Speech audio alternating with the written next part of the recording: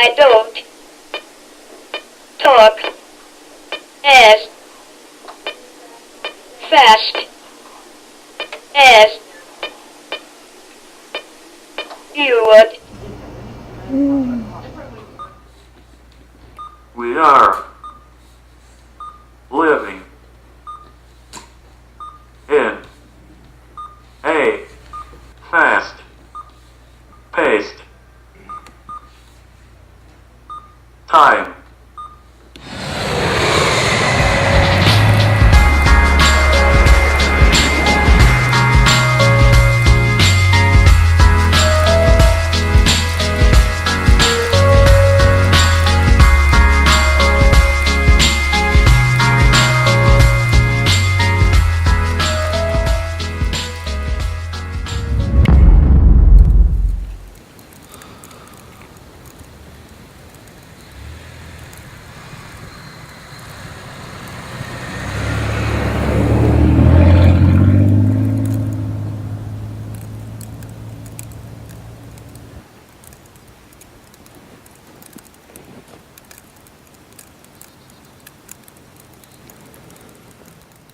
As you can see, I'm normal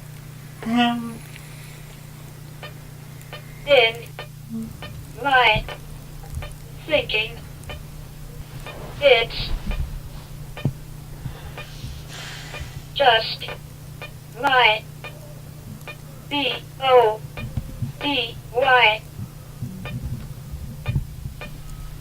It's just my body doesn't do what yours does. It's just my body doesn't do what yours does.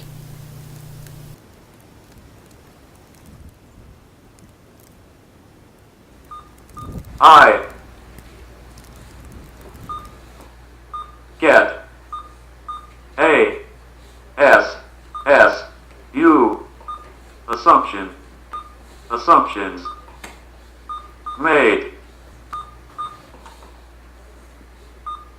about me that are wrong, and I miss out on that. C-O-N-N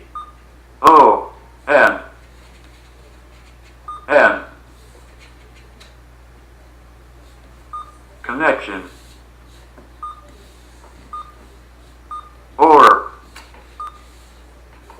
maybe they miss out more. It's frustrating because we are living in a time where it's fast-paced and nobody slows down for anything, so when they don't allow me to answer or I am too slow, I get assumptions made about me that are wrong, and I miss out on that connection, or maybe they miss out more.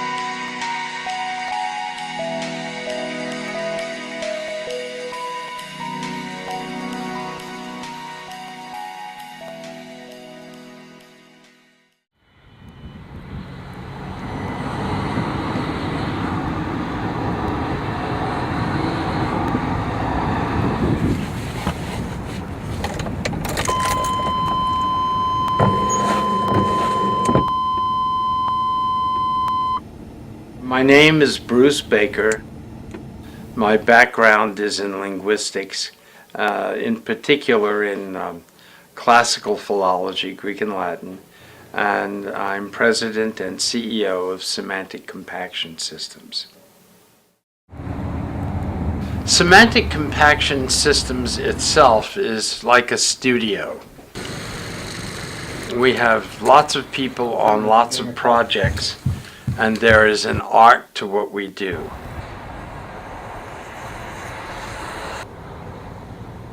The contribution that Bruce has made in being at the forefront of the development of a system like Minspeak, I think has been quite revolutionary in the field. You know, it really got us to think about communication for people who can't speak in a completely different way. There can be no doubt that there is something unique about Minspeak. And what has made Minspeak unique was Bruce's background as a linguist and understanding how natural languages work. I was born in Baltimore, and we lived in the Maryland area until I was 13 when we moved to Indiana, and I went to high school in Logansport, Indiana. I was president of my senior class of 1961, and I went then to Wabash College and then on to Indiana University, where I spent time studying classical languages. Some years later, I decided that I really wanted to do more modern language work, and I went to the Middlebury Language Center in Middlebury, Vermont, and I took a master's degree there in French and linguistics, and was doing my first doctoral semester when I began developing the coding system we're talking about today. What I was doing was I was studying social prejudices, and there are many social prejudices that have economic, ethnic, racial bases. But what I wanted to do was look at the syntactic and semantic strategies used to express these prejudices in one language and compare the same prejudices being expressed in another language. I began with the typical ethnic, religious, racial prejudices, but they all had rich histories.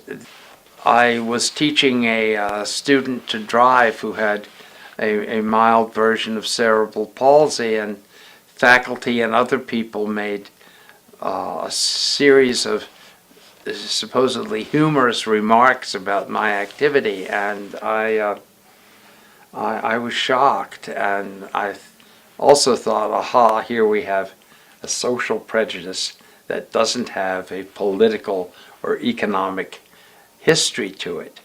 And so I set out to study transcultural attitudes to people with visible physical disabilities.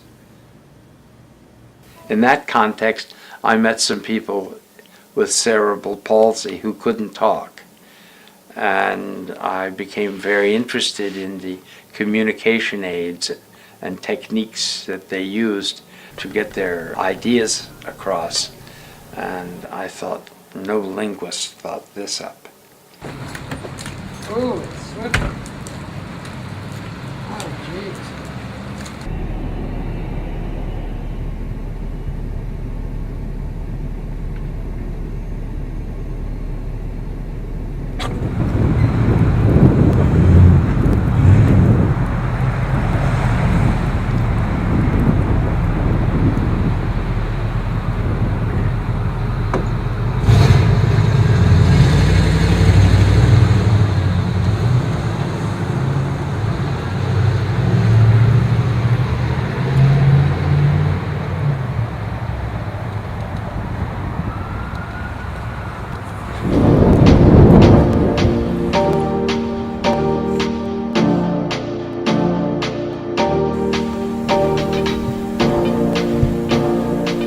My disability is cerebral palsy. Technically, cerebral palsy is a birth defect. Since I came out of the womb quickly, I was blue, which meant I wasn't breathing. The doctors worked on me for 15 minutes to help me to breathe. The brain requires oxygen to function properly. Due to those 15 minutes, it determined the severity of my cerebral palsy. Therefore, I can't walk, I can't control my extremities as I wish, and I can't speak with my natural voice.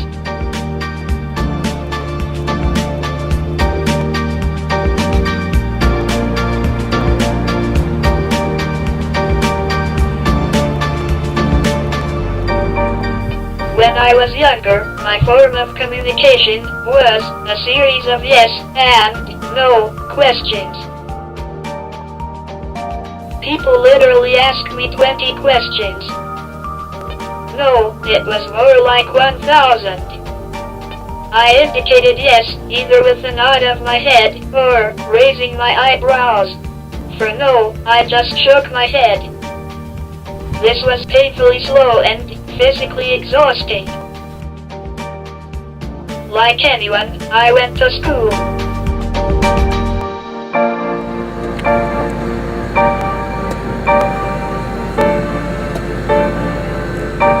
First, I attended the Rehab Institute in Squirrel Hill, but back then, it was known as the Home for Crippled Children.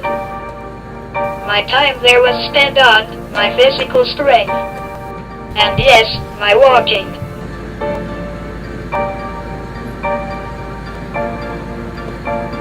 Back then, that was the ultimate goal, to get a person walking.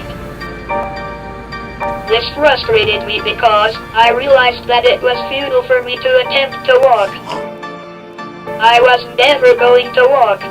What was going to benefit me more was to communicate. I felt that it would free the girl who was always inside, waiting to emerge.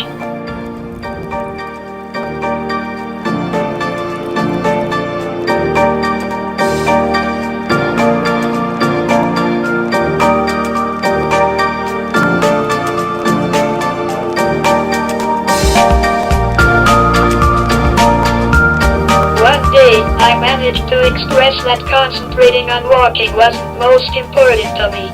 Instead, what was important to me was communicating. From that point on, that was what my speech and occupational therapist did, worked on my communication.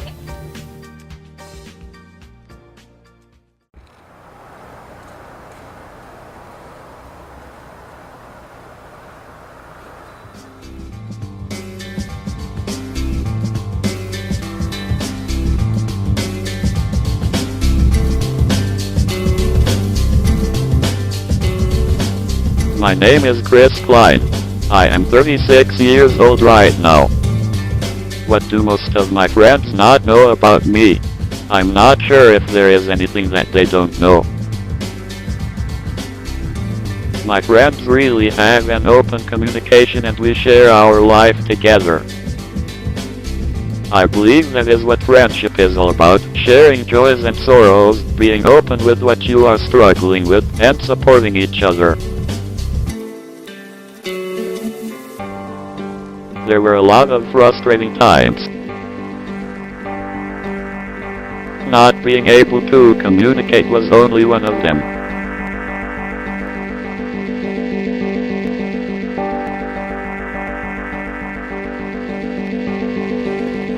I grew up in a family that loved sports, and my brothers taught me how to play. I did play t-ball and I did enjoy it, but I sat and watched a lot of games and thought I could do better if only my body worked.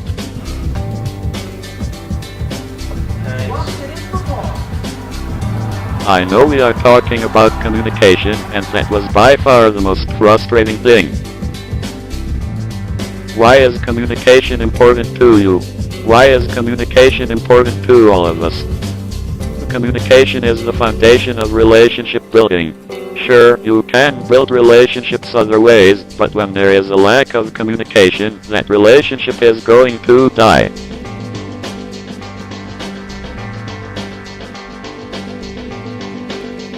Philippians 4:13 says, I have strength for all things in Christ who empowers me. And I believe that sums up my life. I do the things that I do because I rely upon the strength of Christ. God and I have had some good yelling matches at times. He showed me all I need to rely on was His strength.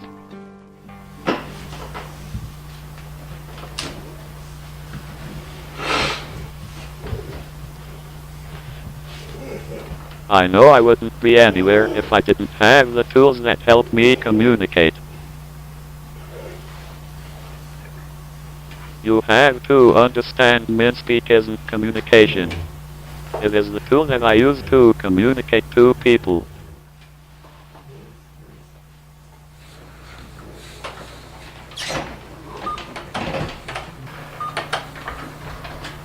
If I had to spell everything out like I used to, I wouldn't give a full answer.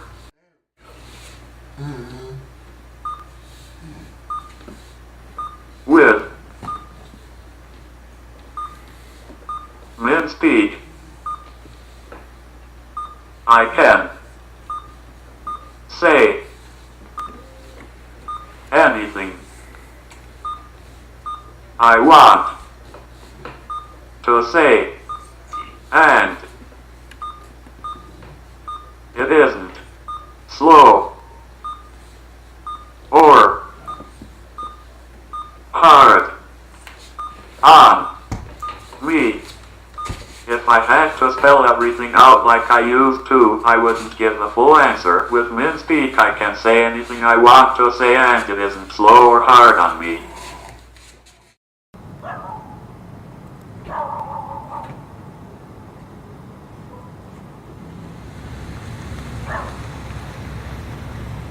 Many of the people working here have language backgrounds, and I know I myself taught foreign languages in high schools and universities.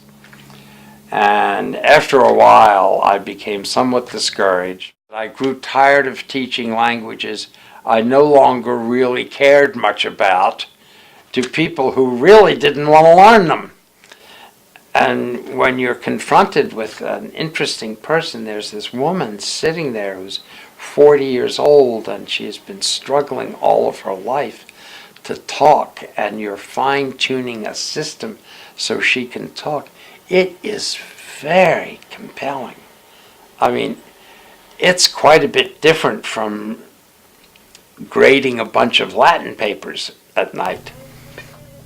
Over the years, I've delivered quite a few seminars about the system that I developed.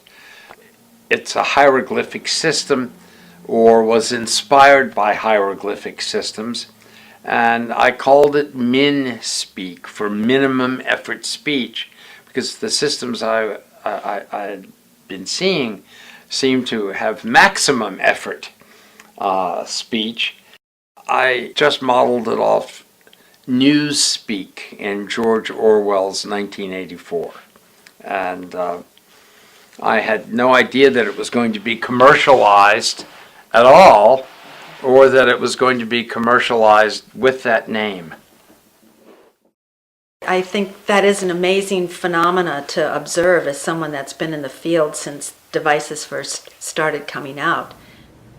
A lot of people focus on what's the newest and latest technology. So it's technology first, and sometimes completely ignoring the language software on the system. Semantic compaction or a Minspeak system is not intuitive.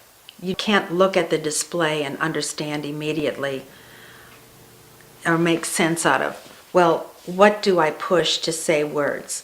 But as soon as the architecture is explained to you, it then makes sense. But you need that explanation, and you need to have that open mind as someone is explaining that to you. What I began realizing was in my mind was that numbers and letters would require very long sequences. I space, W-E-N-T space, T-O space, T-H-E space. Soon you're at 40, 50 letters in a relatively trivial sentence. And if you're doing that with a head stick, that is a lot of effort. And so there were techniques for word completion. We'd start a word, and then there would be candidates for completion. But that caused problems of looking at the word lists all the time. And after you've gone through several word lists, can you remember what sentence you were about ready to say? And there's some real data that says that you can't. I mean, it's very disorienting.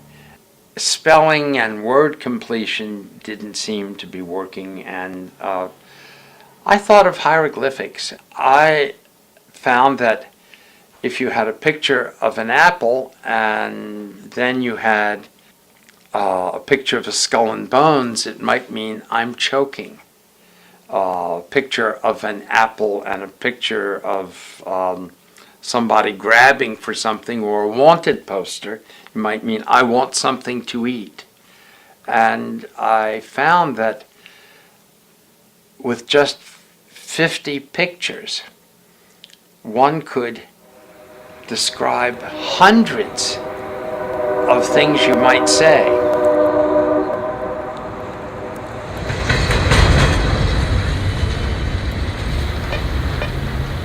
Not speaking.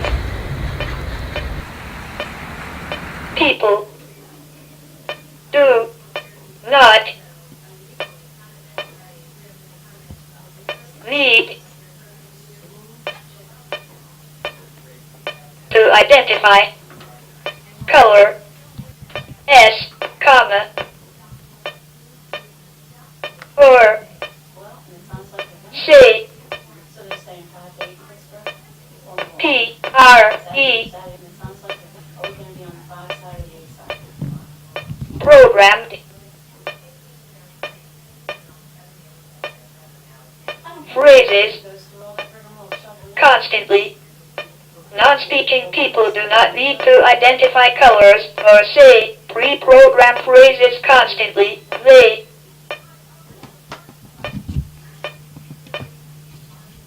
need to have language. They need to have language. They need to speak like anyone else does.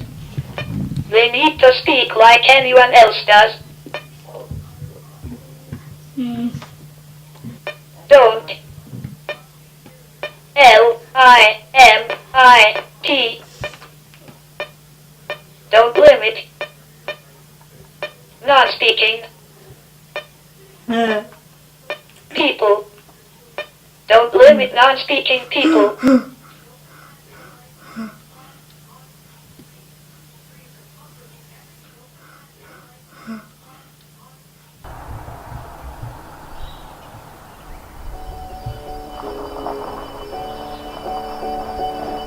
It has been a long time since I have met somebody that was not scared of my disability. It is the first thing you notice about me. I have to say sometimes in the morning, I do not want to get out of bed. I do not want to face gravity again. Chris is different than most of the usual we get, and not everybody that trains can do it or handle it.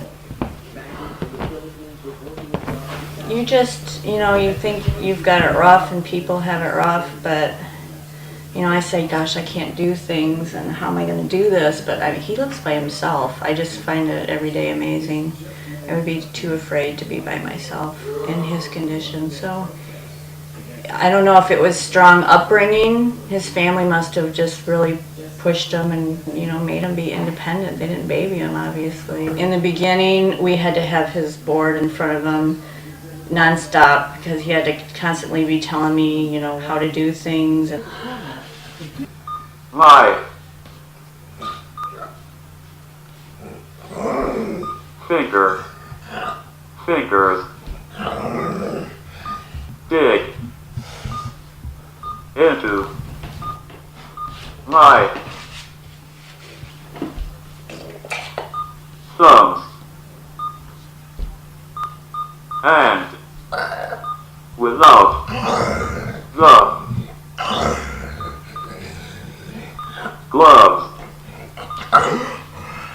I had dug my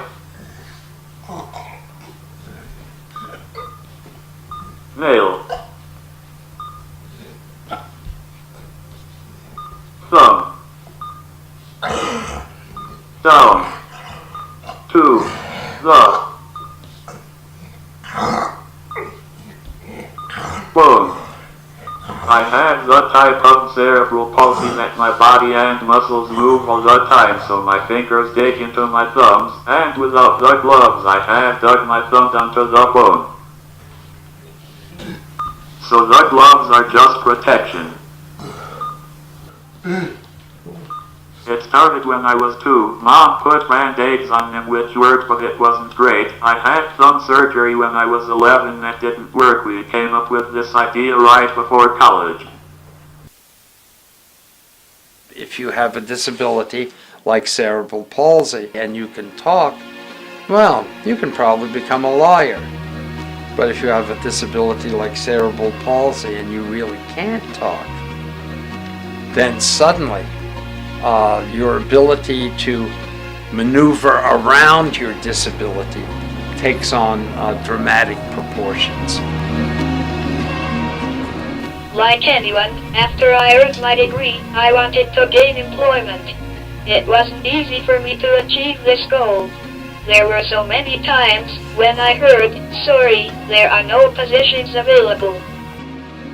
I just had to persevere, and I did. Now, I have been the executive director of SHOUT for 8 years. The acronym SHOUT stands for Sharing Helps Others Use Technology. When I come in, what I normally do is to make sure she's plugged up on the system, and then I plug her charger up, and she's good from there. She does what she needs to do on her own. I always had a strong desire to be a productive part of society. When I'm working for Pat and I work for the Deaf Blind Project, I check web addresses to see if they work or not. There have been times when a colleague of mine came in to ask me advice about a non-speaking child. I like those times. I like those times. Hello, Jen. You look nice. Hi, Kate, you look nice. Thank you. And the same to you too. How are you? Busy. Up. Good.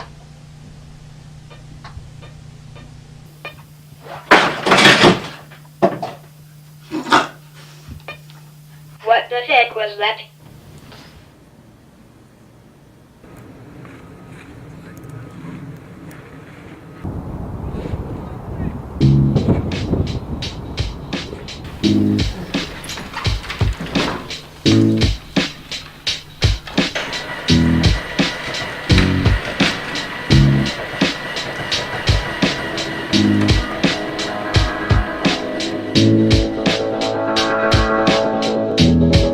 I was born with a disability, and when you are born with a disability, it's really hard to understand what you did to deserve it. I grew up 23 years asking God these questions.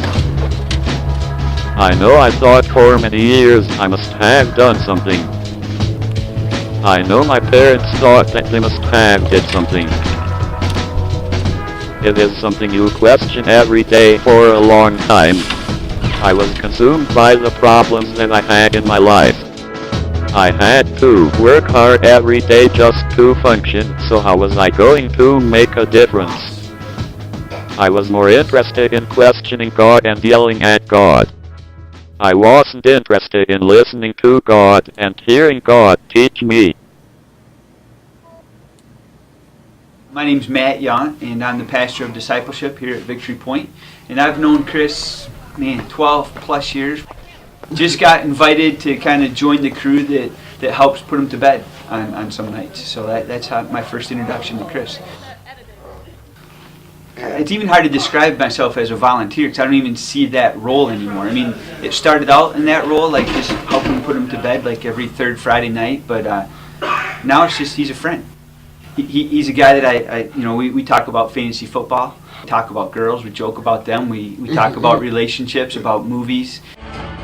It was when I allowed the Holy Spirit to live for me that my faith grew. I started to see that God shine through my weakness. I decided I could be His servant. I think what Chris brings to me and to Victory Point is just you obviously see Jesus. I mean, you can tell Jesus is in Chris, and Chris lets Jesus live through him. We're all broken in different ways. Sometimes externally, sometimes internally. Am I going to be able to go work on the mission field? I do not know, maybe I am, and I know God will make a way for that to happen.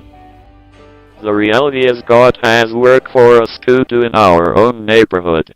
He asks us to love our neighbor. I've seen him naked. Oh, are we taping? Oh, hey, sorry about that. God reminded me that there will come a day where I will no longer have to fight my body. I will no longer have to feel pain. That is an amazing thought to me. Jen was very, very frustrated, and she was sad as a child. And then she realized, she comes from a church-going family, then she realized that God could hear her. So after she made that realization, she had the conversations with God. And then I remember when she was a teenager and just going into high school, when she got a decent voice and we had a good system based on words. And she talked and she talked and she talked. And she speaks beautifully. Hi. Actually. Remember.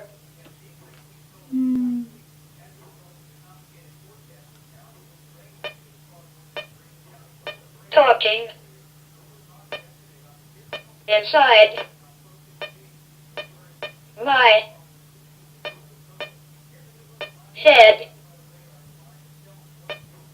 I actually remember talking inside my head.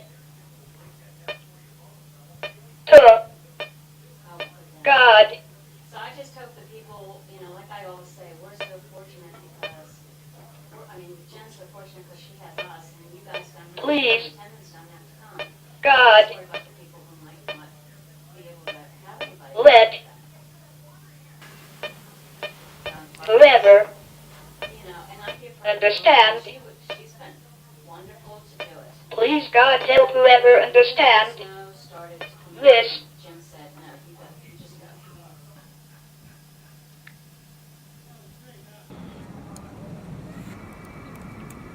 Her language is very connected and is rapidly delivered. It's a pleasure to have a conversation with Jen on a phone or in person. It's just like talking with anybody else. And I think that's I think that was one of her big lifetime goals, and we're glad that we could help her with that. I have a tremendous admiration for people like Bruce who can think outside of the box. It is what we need in helping people who have such severe disabilities as the people that we're working with. We need people who do things differently. I was showing my work to people, and it was so different from what other people were doing, and it was because I wasn't coming from this field of speech pathology or rehabilitation or occupational therapy or all the other fields that were interested in communication disabilities. And people looked at it and said, this is not like anything else. And I said, well, it's a system based on hieroglyphics and disambiguation through multiple meanings. And folks were saying, that's strange. But then when I showed them how it worked, they said, well, that's really kind of easy. Generally speaking, I just love my colleagues. That's not always the case, and it's not always a perpetual status. But I think people who work here like working here. My English name is Tian Xue Yao, but in Chinese way will be Yao Tianxue. I ask my American friends to call me Snow because Tian Xue is a little bit hard. I'm a project developer or manager in semantic compaction systems. I'm currently working on a Mandarin Minspeak project. On a communication board, if someone has a drawing or a picture of a cup of water, when the person points to it, he or she is not trying to get you to think of a cup of water. He or she may be saying, I'm thirsty. So thirsty is what that particular graphic evokes and is called a secondary iconicity. If you tilt the cup a little bit, as we do in our system, and it looks like water is spilling out, it might be spill, it might have a lot of possible secondary iconicities. And getting an icon to have secondary iconicities in another language and another culture is a bit of an art. Mandarin Chinese has a lot of specialties compared to English language. We got a lot of help from many institutes, both in the United States, Singapore, and China. We got the first 1,000 most frequently used Chinese core vocabulary. Now we are trying to put all this stuff into a real machine. Sooner or later, one day, this device will be brought to China, and the people will be benefited by that. Ethically, I'm bound to show everybody the lowest end device to the highest end device and all of the different ways that language can be represented and generated on their systems. You know, I am trying to get more people educated and aware of augmentative communication. My goal in working with the children that I worked with was that I was building their language skills. So it never was just a means of providing functional communication or allowing them to interact with the curriculum. Like I can say my color words, I can say my numbers, I can identify the letters of the alphabet, but it was using language to say whatever they wanted to say and then being able to say it as fast as they could. The other serendipitous thing that happened with Bruce's idea is that Barry Romick saw it as unique. I showed this to a few manufacturers in my first conversation with Barry Romick. In a prescient sentence, he said, "We've been engineering these devices to death, but nobody really talks with them. Maybe this is the answer." I'm Barry Romick, and I'm the co-founder of Prentke Romick Company and chairman of the board. Bruce was looking for companies to help with the commercialization of his idea. The very first work that we did with people with disabilities was working with people with high-level spinal cord injury. And that frequently is male, young male, teens and early 20s, sporting accidents and automobile accidents. I had some ability to connect with those people because I was about the same age and realized that by virtue of some blessing that I had, that I wasn't one of them. When I started to meet people who could not speak, I realized the significance of that disability in terms of prevention of the person to be able to be part of society. One of the things that has been powerful in my mission of service to people with disabilities is actually spending time with them. And I've done this in terms of helping people eat, helping them with their personal care, really being close to the customer. I every day understand that my life has been blessed by what we do. And I think that the rest in our company and the rest that share this mission have the same sense, that we're doing something that's above and beyond just making a living. I now have a deep association with the Pensé Productions company. They have licenses on my materials, and some of my closest friends in life are associated with the Pensé Productions company. Communication disabilities themselves, most people don't think about them. There are a lot of reasons for being unable to talk, and it's estimated that there are between 1 million and 1.5 million people in the U.S. alone who can't use speech or hand signs for various reasons.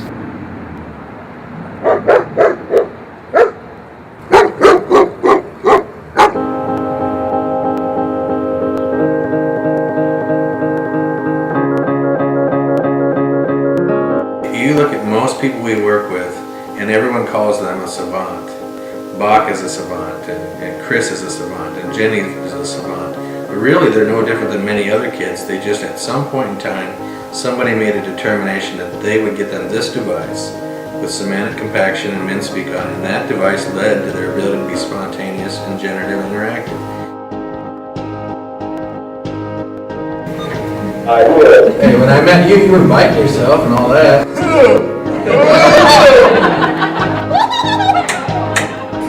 My name is Cindy Halloran. I'm an occupational therapist by trade, but I work for Pensé Productions company through the Center for AAC and Autism. I'm John Halloran. I'm a speech pathologist, and I work for the Center for AAC and Autism. I mean, the hardest part is just getting them to believe that what they're seeing is going to be possible for a kid or an adult to do. They look through their own eyes at what it looks like. It looks too confusing for them. So there's no way a kid can make this work, or a person with autism. But if they let them try it and let them play with it, and most of those kids and adults can make it work.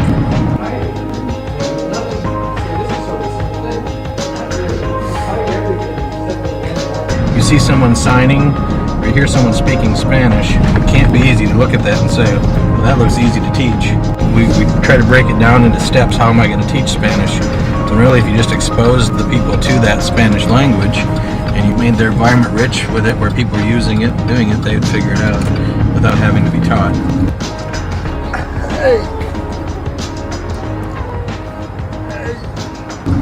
So it's the mystery of how does anybody learn how to communicate? In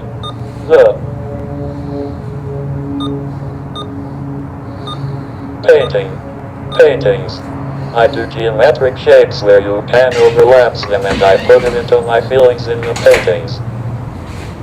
I usually listen to radio when I do it, so you can say whatever I hear the songs that come out onto the paintings.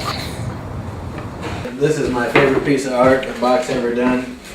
And I do own it, but I haven't picked it up yet because it looks so good right there in his house. Well, we were showing a friend of ours about my place, and we were drinking, and I had an idea. I told John if he wants it, he has to buy it for exchange for a year of rent. And that's how it happened. He is going to end up on Hoarders, is where he's going to end up.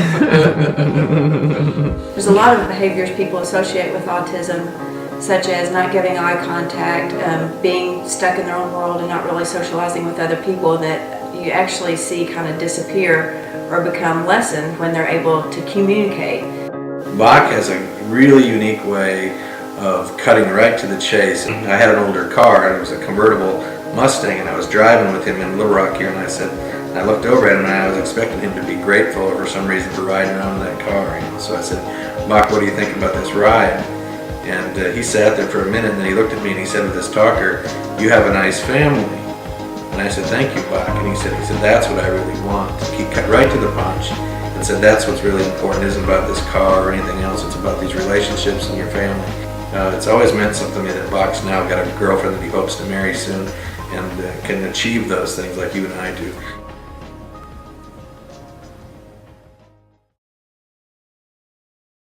AAC can be frustrating. It is frustrating when the device does not work. It is frustrating when people do not always understand the voice. It is frustrating when people do not give you enough time to respond. These things are very frustrating. Yet, I believe the advantages outweigh the frustrations. Yes. Yo, dude. I do. Need. You. Yeah. For. Dinner. Perfect. Yeah, I was just checking because I was calling anyway. Yeah. I'll see you then. Okay. Yeah. Alright, see you, dude. See you later. Yeah. Goodbye.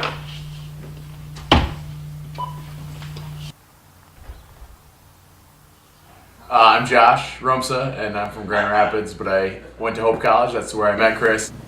I played football at Hope. He came and spoke to our football team, and when I heard Chris speak, I knew that his mind was awesome. Yet I didn't really know how to approach him because I didn't know how he interacted with people speaking through a machine. And I guess as I got to know him, I knew that he's just like us guys, and everybody deals with brokenness, and I think that he's an inspiration to people in that way. And when people see his life, he actually lives that out. He lives like, don't let brokenness overcome you. We've known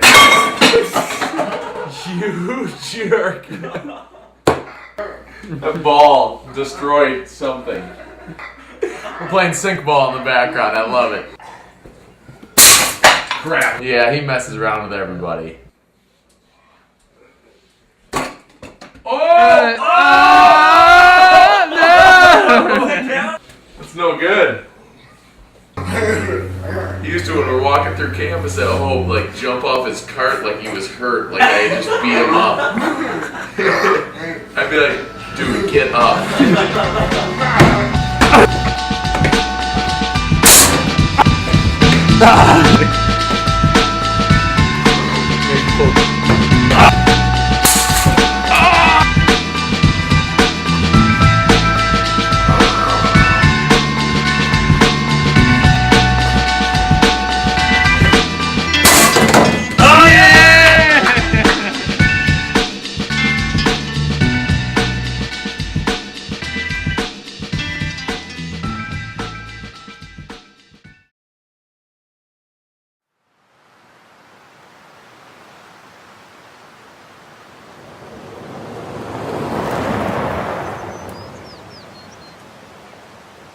I like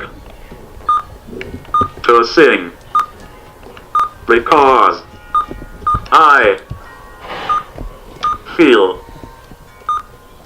like that is my calling. I like to sing because I feel like that is my calling. It's my great pleasure and privilege to introduce the Trinity House of Prayer Choir.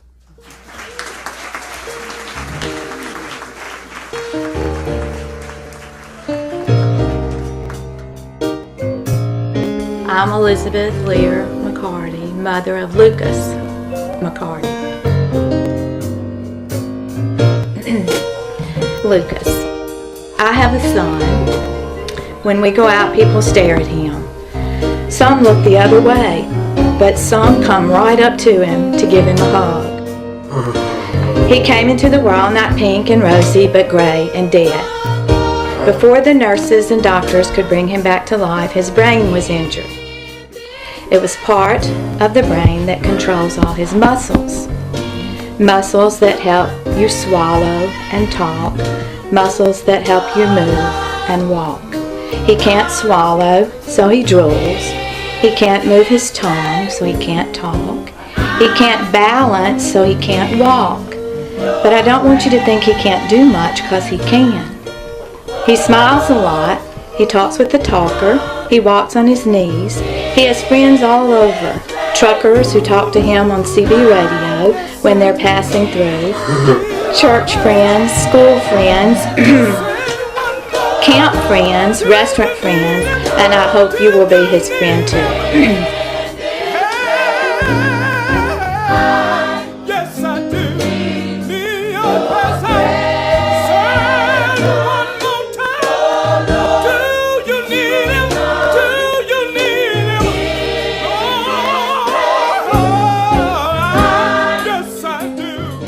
Loves to sing.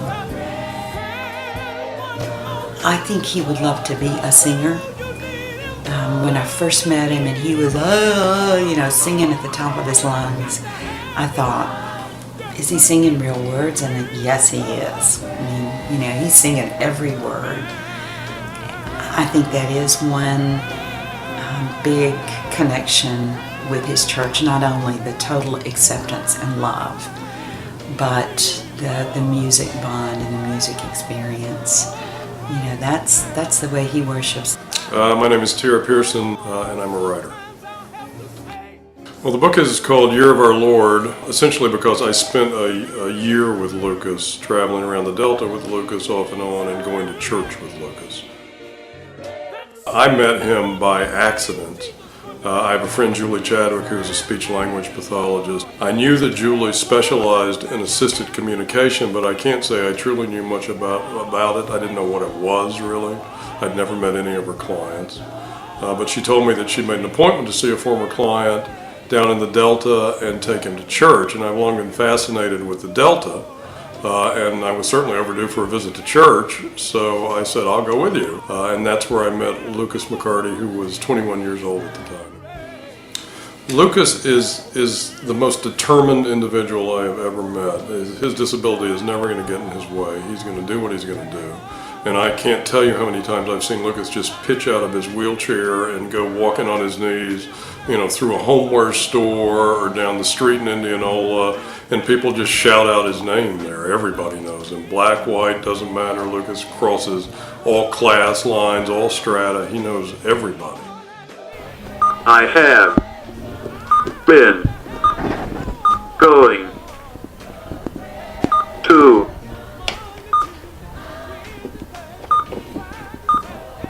my church for 14 years. I have been going to my church for 14 years. Lucas is free to do anything in that church he wants to do because it's a very loud place. People can say anything they want to. They can shout when the preacher's talking. And he was welcomed immediately into the choir of the church, even though Lucas, of course, can't speak. He can make a lot of noise.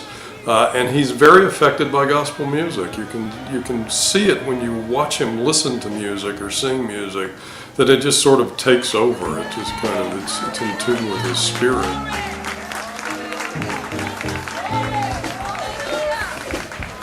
Upon meeting Lucas, I did him the usual able-bodied disservice of silently wishing him normal. I couldn't yet see that he was already extraordinary.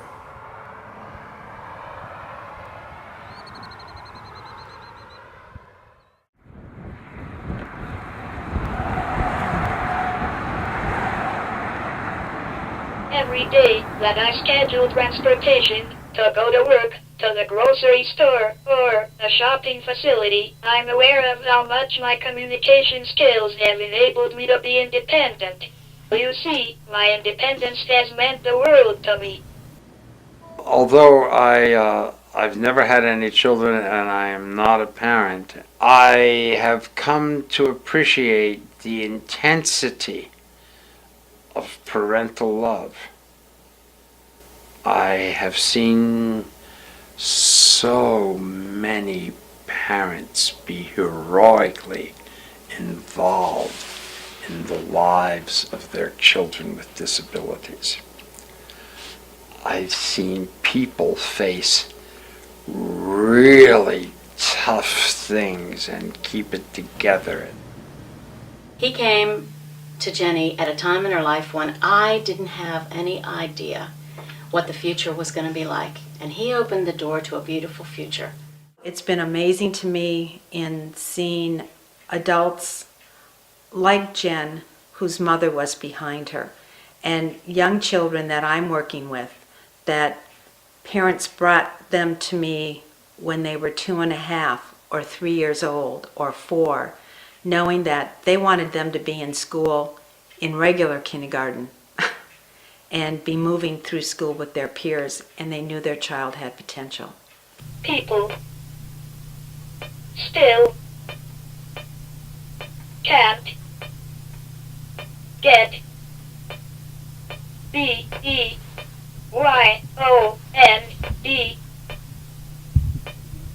That people still can't get beyond that.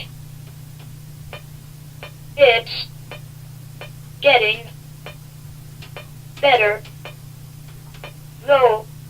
It's getting better, though.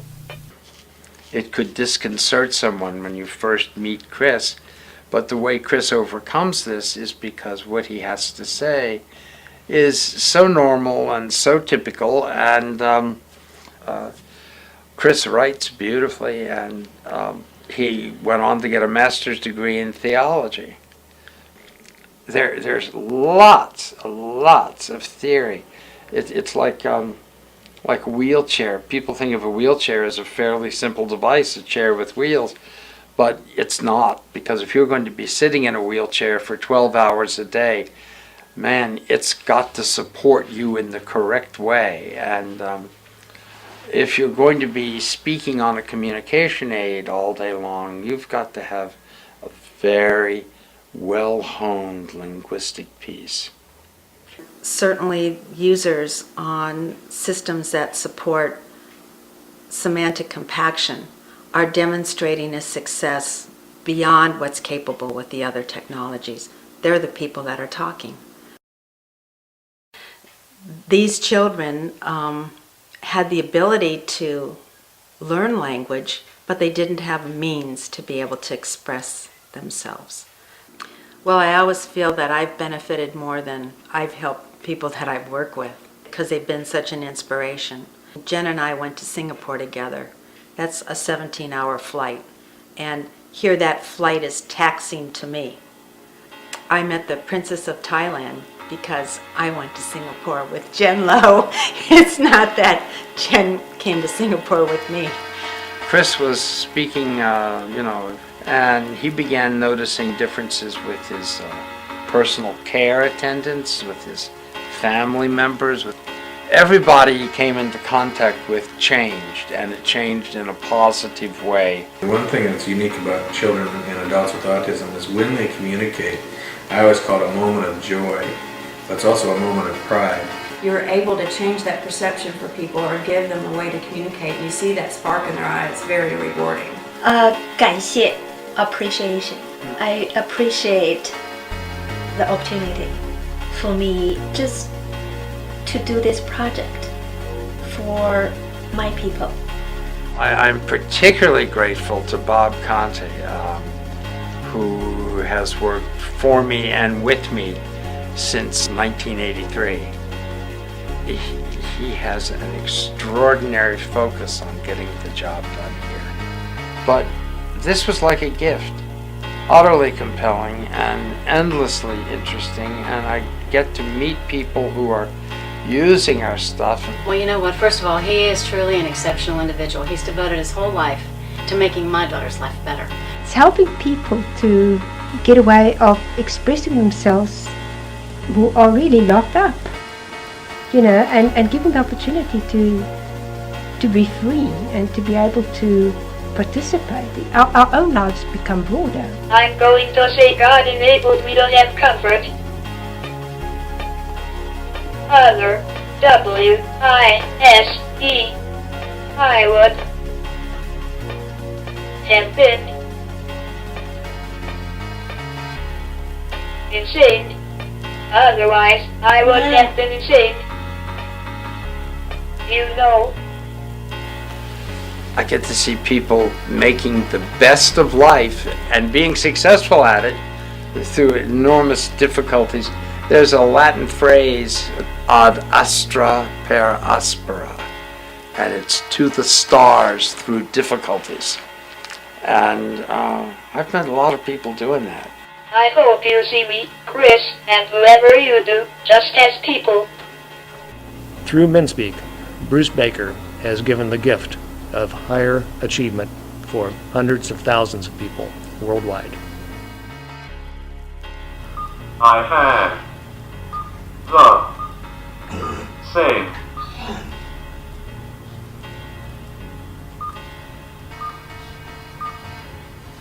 dreams. I think for myself, I would hope they can see the person that I am after this. I am a child of God that is made in His image, just like all of us. Unfortunately, I have a disability, but that doesn't make me different from the rest of the world. I have the same dreams.